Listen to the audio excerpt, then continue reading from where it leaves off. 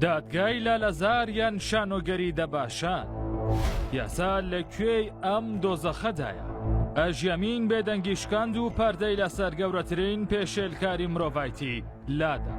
تەنانەتی سرم 5 سەقەڵی پێوەیە، پشتم چەقۆی پێوەیە، دانێک مشکاوە و لە پیاوەتی کەوتوم، ئەمانەی بۆ دادگا خسەڕوو. ئەوەی لە سلێمانی دەگوزارێت سوکایەتیەکی ئاشکرایە بە شکۆی مرۆڤ و کەرامەتی دادگا.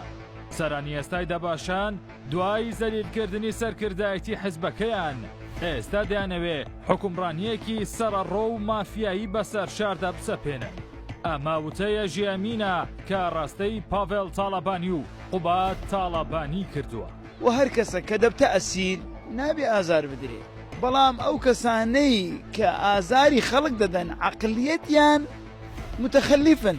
ئەو دەڵێت ئەم دادگایکردنەی ڕووداوەکەی لالەزار تەنها گاڵتەجاڕیەکی ڕووتە. پاڤێڵ و قوبات دوور لە تەواوی بەهە مرۆڤایەتیەکان دەیانەوێت بە شکەنجەی دڕندانە دانپێدانانی زۆرە ملێ لە ژێر پێستی قوربانیەکاندا دەربهێنن. شاهێدی ناو دادگا ڕووی ڕاستی ئەم ترسنۆکانەی بۆ هەموو جیهان ناشکرا کرد. ئەژیەمین بە لووتکەی یاسای دارستان وەسفی دادگاکانی سلێمانی دەکات. هێزێک بە درۆن و چەکی قەدەغەکرا و هێرش دەکاتە سەر ئەنجومەن یاساییش، کەچی ئێستا دادگا ڕاوەدووی قوربانیەکان دەکات. پاڤێڵ و قوبات حیزبەکەی مام جەلالیان کردووە بە کۆمپانیایەکی مقاوەلاتی شەخسی و بە کرێدانی مەوقیف.